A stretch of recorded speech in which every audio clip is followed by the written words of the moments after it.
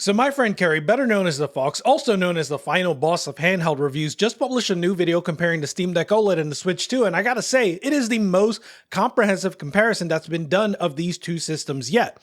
Dude put an amazing amount of work into this, and there's a link to the full video in the description. In any case, in his video, Cary reveals amazing data about both systems. Notably, the Switch 2 is absolutely phenomenal at power efficiency. What it's capable of at less than 10 watts of total system power is nothing short of incredible. What's impressive about the Steam Deck OLED in this case is how battery life stacks up against the Switch 2, especially given the fact that it's not much heavier than the Switch 2 is. The battery life of both at their intended power envelopes is a little over 2 hours, with the Steam Deck OLED having overall better performance. So for $100 more, you get about the same battery life, a better display, and better performance. But the Switch 2 is cheaper than the Steam Deck OLED, it's lighter, it remains the undisputed king of power efficiency, and it gives you a boost beyond what the Steam Deck is capable of when it is docked. So in this week's Deck News Roundup, I'm going to go over Cary's video, but I'm also going to talk about a big new SteamOS update, the latest breakthroughs in PS2 emulation, an update on the Stop Killing Games initiative, some thoughts on the Xbox layoffs, and a few really good games. Let's get into it. Anytime a video or an article compares the Switch handhelds to the Steam Deck handhelds, there are inevitably some viewers and readers that will say that these two are not competition and it doesn't make sense to compare these two things, but I think those people lose sight of one important factor. It's just plain fun. This video truly reminded me of that. I was amazed at the sheer amount of testing that Cary did, and you know, it's not like he did it for money or for clout. You can tell that he did it because it interested him and it's fascinating to him, just like it's fascinating to a lot of us. And not for nothing, but even if the Switch 2 and Steam Deck OLED are aimed at very different consumers, they are very comparable from a tech perspective. Given that, it may feel a little surprising that it's taken this long, about a month into the Switch 2's release, to see a proper comparison of the two devices. And this is where you have to give Cary an immense amount of credit, because he talked through his methodology and showed how time consuming this work truly is. Cary is not only manually pixel counting, but also manually frame counting to get the most accurate benchmarks possible. On top of that, you have to remember that Nintendo didn't send out advanced units, so when we see people revealing new things about the Switch 2's hardware weeks into its life, it is because sometimes that's just how long it really takes to get real data. One big takeaway from Cary's in-depth video is that the Switch 2 plays demanding games like Cyberpunk 2077 and No Man's Sky using a maximum average of about 8.6 watts of total system power when playing at 50% brightness, or 9.8 watts of total system power when playing at full brightness. As much praise as I give the Steam Deck for its efficiency, I really have to give Nintendo their just due here, because this is leagues beyond what the Steam Deck is capable of. For comparison, the Steam Deck is intended to be played at the full 15 watt TDP for those sort of games, which amounts to about 20 to 24 watts of total system power, so 2 to 3 times that of the Switch 2. For science, Cary also investigated how these games perform on the Steam Deck OLED when limiting the total system power to match that of the Switch 2, and it was nowhere near what Nintendo's device is capable of, with the Switch 2 having once again about 3 times average FPS at this power envelope. So the Steam Deck OLED uses up way more power, but it also comes with a battery that has 2.5 times the capacity of the Switch 2. The Steam Deck OLED battery is 50 watt hours and the Switch 2 is a little under 20 watt hours. So it's surprising then that the Steam Deck was only marginally heavier than the Switch 2. Steam Deck OLED came in at 637 grams and the Switch 2 came in at 550 grams, making for only a 15% difference in weight. So Switch 2 has better efficiency, but a considerably smaller battery. Put that all together and the Steam Deck OLED and Switch 2 net out to have approximately the same battery life, clocking in at a little more than 2 hours for demanding games. Personally, I found this to be really impressive for both machines. They're both able to achieve 2 hours of battery life for demanding games, which is really phenomenal. And now I wonder how they each perform on the lower end. Personally, I would like to know which handheld lasts longer playing less demanding games like Dead Cells. Let me know if this is a comparison you'd like to see. I've already asked Cary if he's going to do it, but if not, then that's one I can certainly look into. Okay, so we know the power usage and the battery life, but what about the actual performance? Well, in short, it's pretty close, and although the Switch 2 has much better upscaling technology, the Steam Deck OLED still pulls ahead in many scenarios. For Cyberpunk 2077, not only does the game have higher graphical settings on the Steam Deck OLED, but it has a 24% better average FPS, and the 0.2 percentile lows are 57% better, which makes a big difference in terms of how smooth the game feels when you're playing it. For No Man's Sky, testing was a little more complicated in terms of getting an apples for apples comparison. Not only is the upscaling tech not as good on the Steam Deck, but XeSS is completely broken in No Man's Sky, so cary started with using a 1080p base resolution with FXAA in order to match the image quality we see on the Switch 2 when DLSS is leveraged to upscale to 1080p.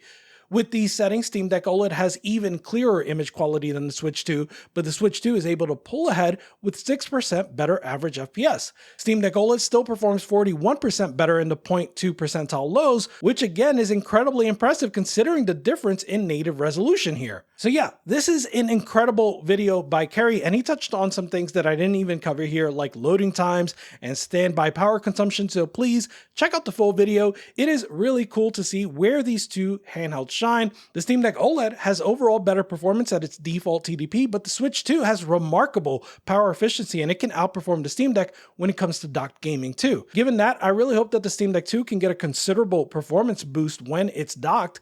What would you want to see? There's a nice chunky update to SteamOS that just landed in stable. It's SteamOS 3.7.13, and mostly it has some key bug fixes, but also there's better support for even more PC handhelds.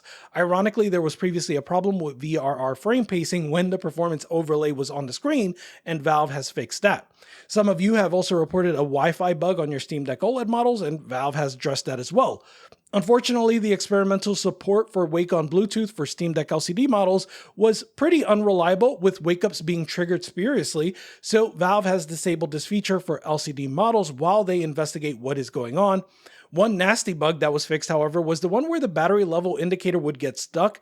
That one had to be frustrating for some players. Imagine thinking you're good on battery and all of a sudden your Steam Deck just dies.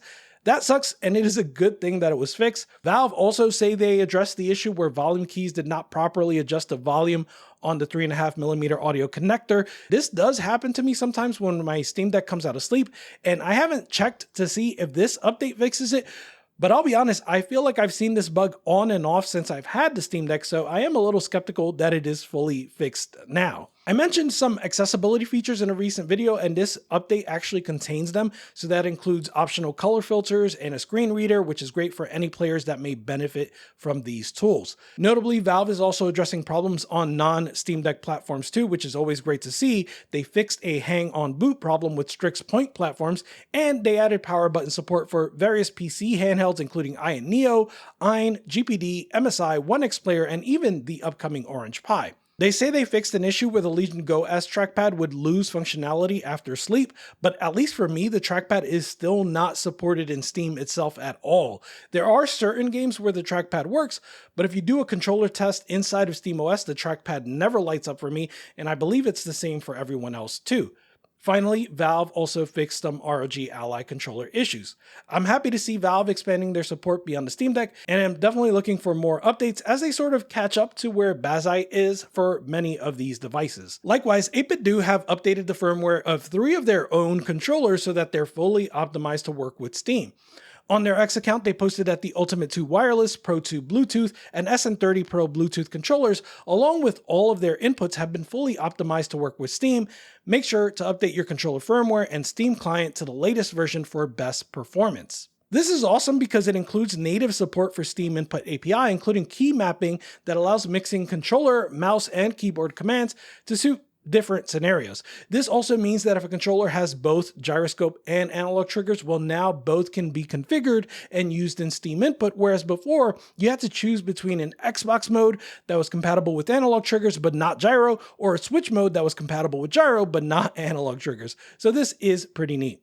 Just as Valve is updating SteamOS support for other devices, so too is the community providing updated Linux support for these devices as well. As reported by Phoronix, a new Linux driver was posted last week to support the Lenovo Legion Go S controller. It's nearly 2,000 lines of code and includes support for firmware updates. This is great news, and honestly, ever since the original release of the Legion Go S, Bazzai and other Linux devs have made incredible strides on that piece of hardware with support that is even better than the current state of SteamOS, thanks to a working trackpad and and LEDs. Returning to community updates, GamingOnLinux.com reported on a new tool called protonplus, which makes it even easier to manage the different versions of Proton and different compatibility layers you may be using on Steam Deck or other Linux-based systems. As you likely know, Proton is the default compatibility layer that makes it possible to play Windows games on Linux, but there are other types of layers like LuxTorpeda, Boxtron, Proton GE, and many more. Proton Plus is an easy-to-use application that you can download and install on the desktop mode of Steam Deck to manage these versions and even manage which games use which versions of Proton, whether you installed the game on Steam, Lutris, Heroic, or other launchers. This project is actively maintained and looking for feedback on existing or missing features, so if you are interested, be sure to give it a try and report back to the maintainers. Recently, PCSX2 released 2.4.0, which includes a number of improvements that will benefit Steam Deck, PC handheld, and just general PC owners. They address rendering issues in games that use a special technique called render target. Some implementations of render target were problematic in PCSX2. This included games like Jack X Combat Racing, Drakengard, and Hitman Contracts, but now that the implementation has been fixed, so too has the rendering in those games. You can now customize the real-time clock, allowing you to set a specific date and time within the emulator, which is helpful for games like Metal Gear Solid 3, Katamari Damacy, as well as Ratchet & Clank 2 and 3, which apparently use the clock to allow you to access the Insomniac Museum. If you set the clock to 3 a.m., then apparently the teleporters to the museum will appear. PCSX2 is also now doing a clever thing where they use HDR textures to handle pixel math operations that would otherwise require expensive texture conversions. So this does nothing to enable any HDR rendering, but instead leverages HDR textures to make games like Sly 2 and Big Mother Truckers perform much better. Notably, with 2.4.0, the emulator now runs on Wayland by default. This is a significant improvement for Linux users, especially those on modern desktop environments, since Wayland offers better security, performance, and a more consistent user experience compared to the older X11 display server. 2.4.0 also brings full support for DualShock 3 controllers on Linux. This is excellent for gamers who prefer using DualShock 3 controllers on their Linux machines, including the Steam Deck. Finally, the UI icons for big picture mode have been updated to use SVG format, which allows for better scaling at higher monitor resolutions. As reported by GamingOnLinux.com, Nexus Mods has recently released version 0.13.4 of their mod management application. This update allows users to specify where downloaded mods, collections, and backed up game files are saved. It also features updated game artwork and spine icons to match the new assets that are on the Nexus Mods website. Finally, there are some helpful fixes, including one where the app wouldn't detect changes to DLC or a particularly nasty bug that would delete and restore entire games in certain scenarios. Simultaneously, Nexus Mods is now going to be introducing mandatory age verification for users in the UK and EU to access the majority of adult content. This is a legal requirement to comply with the UK's Online Safety Act and the EU's Digital Services Act. For users outside the UK and EU, existing age verification methods will remain in place unless legally required to change. Likewise, Nexus Mods are updating their terms of service with clearer definitions of illegal content, and they're adding automated detection for abusive materials as defined by CSAM. Adult content will have more detailed categorization with new tags allowing users to choose which categories to see or hide. There are also enhanced user controls, specifically a new ignore feature that lets you hide all content from specific users. The Stop Killing Games initiative has hit a major milestone, but in the process it sparked a ton of controversy thanks in part to content creator Pirate Software, also known as Thor.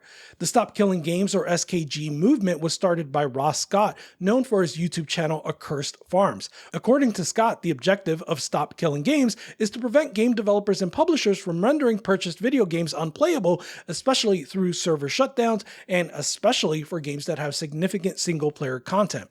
Notably, the shutdown of The Crew was an important example of what was viewed as an anti-consumer move by publisher Ubisoft. Nonetheless, the momentum that SKG carried in its early weeks began to slow considerably, and it seemed like this was due to criticism from some content creators, most notably Pirate Software, who said the initiative was too vague, imposed unrealistic expectations for game developers, and misrepresented the realities of game development. The main thrust of Scott's efforts with SKG were the UK Parliament petition and the European Citizens Initiative, both of which are intended to bring about legal change in digital games preservation. The latter in particular was in danger of not hitting the 1 million required signatures before the July 31st deadline.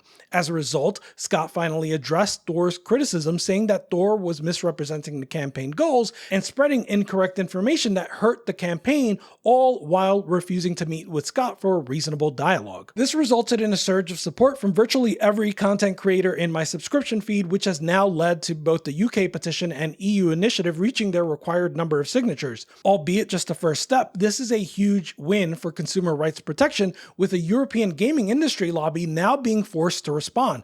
This lobby, called Video Games Europe, contains members of major companies like EA, Ubisoft, Nintendo, Microsoft, and Riot, and they have since acknowledged the community's passion, and they stated that discontinuing online services can never be taken lightly. However, they also said it must remain an option when an online experience is no longer commercially viable. They go on to claim that the industry ensures fair notice is given in compliance with local consumer protection laws, and they give various reasons why solutions like private servers are not always viable. Naturally, the VGE represents corporate interest and not consumer interest, and their response here underscores why continued action is needed. Ross Scott deserves an immense amount of credit for taking action and gaining support in a time where collective action is hard to find. On a personal note, I genuinely admire his ability to persevere through the criticism in his effort to bring about real change for consumers in the game industry, and I hope to grow up to be just like him one day.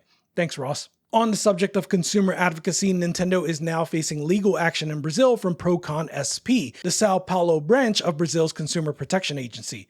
The core of the legal challenge is Nintendo's policy, which allows Nintendo to brick Switch 2 consoles if they detect the use of unauthorized accessories or pirated software. Bricking, in this case, is Nintendo permanently restricting access to the eShop and online play for any Switch 2 device. PROCON-SP considers this policy abusive, arguing that arbitrarily canceling subscriptions or services without a clear explanation violates Brazilian consumer protection rules. Some are suggesting that the issue is exacerbated in Brazil due to Nintendo's lack of formal legal representation, making it difficult for consumers to resolve issues directly.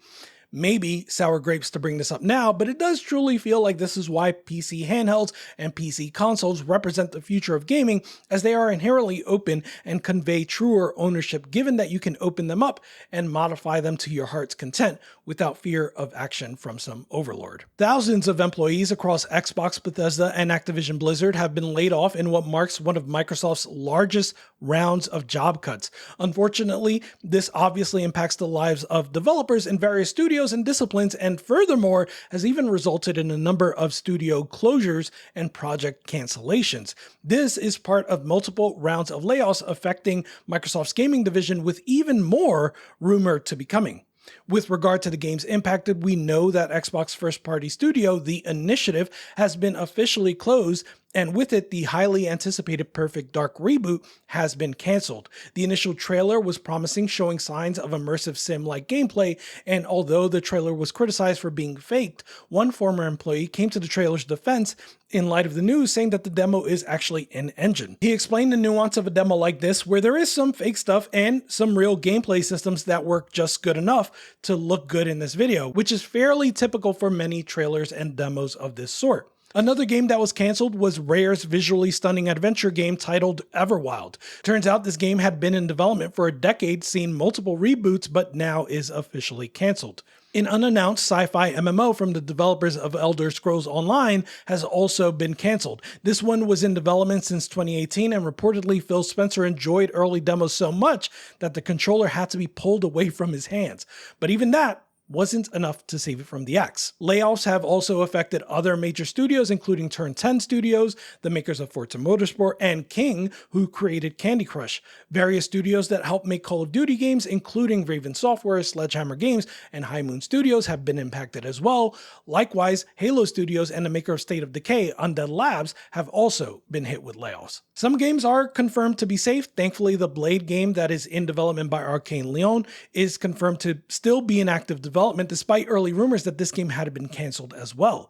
Likewise, a source close to the situation told Variety that every game featured during the Xbox Game Showcase 2025 is also confirmed to be safe, leaving Microsoft with reportedly 40 projects still in active development. These widespread cuts are described as reflecting organizational changes, a broader effort to adjust priorities, and a move to remove layers of management to increase agility and effectiveness within Microsoft. However, many industry observers are pointing the finger right at the top layers of Xbox for their decision-making, which has now resulted in cost-cutting decisions that apparently don't impact the top layers equitably. Particularly, many are speculating about Game Pass's role in this, citing that Game Pass has not reached the adoption levels Microsoft was expecting or hoping for, leading to a reevaluation of portfolio strategy and costs. Founder of Arcane and Larian Publishing, Rafael Colantonio, even took to X to explain why he believes Game Pass is so damaging to the game industry.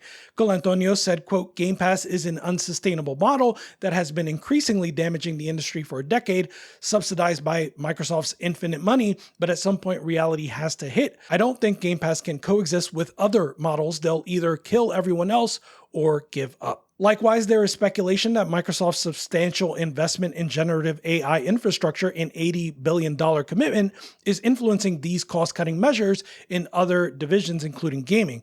Microsoft themselves didn't help this impression, given that they invited developers to an AI roundtable the same day they did the layoffs, as reported by Kotaku. Despite my inclination to appreciate Xbox's recent commitment towards PC as a platform, I can't help but view this news as an additional reason to not trust Xbox's leadership. Unrelated to the Microsoft layoffs, the creative director of Crash Team Racing Nitro Fueled was interviewed on the Canadian Guy at YouTube channel. In that interview, he states that a PC port for Crash Team Racing was never planned for a few reasons. He said it would require a dedicated porting team, there were concerns of online cheating on PC, and there was an overall perception that PC has a limited audience. This means the highly popular kart racer will unfortunately remain unavailable on PC platforms, including the Steam Deck, requiring emulation for those who wish to play it on their hardware. Of course, if you just want to play a popular kart racer, I do recommend the upcoming Sonic Kart Racer, which is looking pretty awesome. Angerfoot released to Steam last week, and it is a fun, frantic first-person take on Hotline Miami, including the ability to kick down doors, killing anyone in their path. It is absolutely absurd, but the gameplay is fluid, requiring quick reflexes and strategic thinking. Although this title is noted for its difficulty, it does have instant restarts, which makes the deaths a lot less frustrating. Personally, I found the performance to be okay, but not great on the Steam Deck. It is playable, but there are some pretty bad dips in frame rate. Likewise, if you're a trackpad gyro or flick stick enjoyer, this game performs the cardinal gyro sin of not allowing simultaneous control pad and mouse input, which makes it require more setup if you want to use one of those input methods. Nonetheless, this game is a blast and is available for 50% off for another few days. Marvel Rivals Season 3 is set to debut this week, with Phoenix immediately joining the cast and Blade joining in about 1 month. Phoenix is a new duelist with a lot of mobility options and area of effect damage. There's a new map Clintar influenced by symbiote lore, and a bunch of balanced adjustments including buffs to the Thing, Venom, and Namor. Marvel Rivals playership has been dropping, so perhaps this update can inject renewed life into this superhero shooter. Another free-to-play hero shooter released to Steam last week. It's called Mecha Break, and despite awesome-looking firefights and Steam Deck verification, reception has been pretty mild for this mech-based team shooter. The game is reported to run at above 30 FPS on the Steam Deck, and the anti-cheat supports Steam Deck, but does block desktop Linux. Reviews point out that the gameplay is fun and fluid with responsive controls and varied playstyles, but that unfortunately this title employs some pretty gnarly monetization practices, including a nearly $50 pilot skin combo and pay-to-win elements in the extraction shooter mode. Mightreya is an upcoming anime-inspired superhero action game that now has a playtest, currently available on Steam. This game is developed by Wazin, who is known for the well-received Assault Spy, and is being published by 505 Games. The game promises electrifying aerial superhero battles with intuitive controls, including effortless target lock-on, rapid attacks, and chain combos against various monstrous threats. But with this playtest, you can see for yourself if it actually lives up to that description, so check it out. That's going to do it for this week, guys. This was a jam-packed episode, so definitely let me know what you think of all this week's news, including the new benchmarks from the Fox, the new updates from Valve and the community, the news about Stop Killing Games and Xbox layoffs, and of course the games. What did you buy during this summer sale? Let me know in the comments. Deck Gang out. Goodbye.